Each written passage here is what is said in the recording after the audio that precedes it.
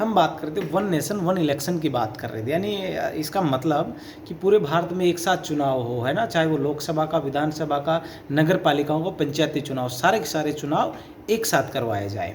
ठीक है, तो बीजेपी सरकार के घोषणा पत्र में भी ये थी ये बात कि वो वन नेशन वन इलेक्शन लागू करवाएंगे।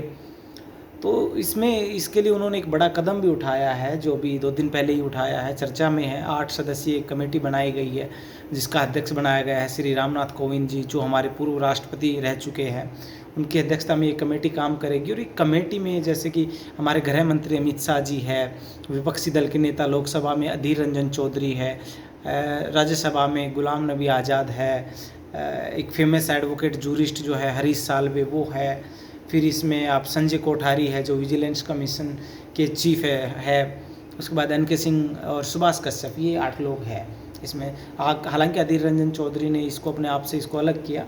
कुछ लोगों की डिमांड थी कि कांग्रेस के मल्लिकार्जुन खड़गे को भी इसमें लिया जा सकता है। तो अब ये कमेटी करेगी क्या? ये कमेटी जांच करेगी और इसको लागू करने के लिए सिफारिश करेगी और जांच करेगी क्या इंडिया में ये सब पॉसिबल है कि नहीं है, और नहीं है तो क्या दिक्कतें आ रही हैं। तो ये है इस कमेटी का काम। इसके साथ ही ये कमेटी एक चीज़ और देखेगी, वो देखना ये है कि राज्य की विधानसभाओं के जो चुनाव है लोकसभा के साथ करवाने में क्या क्या परेशानियां आ सकती है और ये पॉसिबल है कि नहीं है। और इसी के साथ कुछ चीज़ों जो कानून जो है हमारे, जैसे कि पीपल्स रिप्रेजेंटेटिव एक्ट है, हमारा कॉन्स्टिट्यूशन है, और जो भी इलेक्शन से रिलेटेड आपके अदर लॉज है, तो उनमें क्या अमेंडमेंट की ज़रूरत है, क्या सुधार किया जाना चाहिए, क्या चेंज किया जाना चाहिए, अमेंड किया जाना चाहिए, और क्या संशोधन होने चाहिए, ये सब चीज़ें की जांच ये कमेटी करेगी। जैसे हमारा लोक प्रतिनिधित्व अधिनियम जिसको हम पीपल्स रिप्रेजेंटेटिव एक्ट 1951 बोलते हैं, है ना, तो उसमें क्या चेंजमेंट करने की ज़रूरत है इसके लिए, वन नेशन वन इलेक्शन के लिए, तो ये इसमें करेगी। अब मैं आपको बताऊं कि ऐसा नहीं कि वन नेशन वन इलेक्शन का जो मुद्दा है ये अभी हाईलाइट हुआ है या अभी आया है।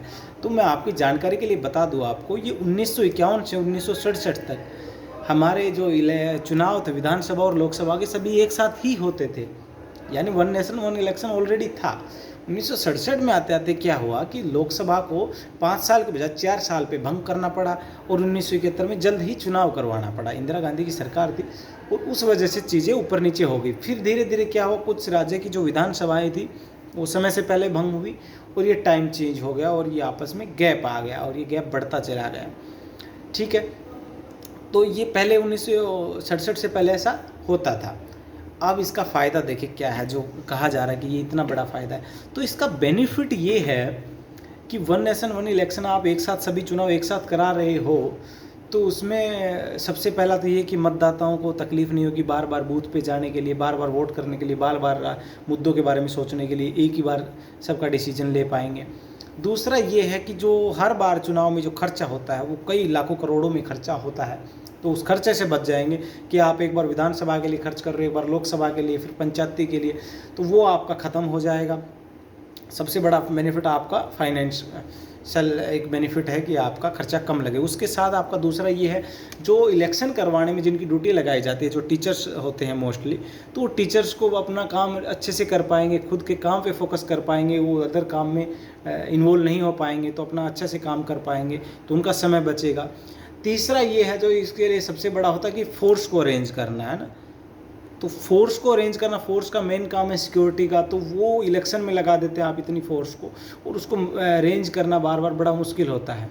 तो ये है एक बड़ा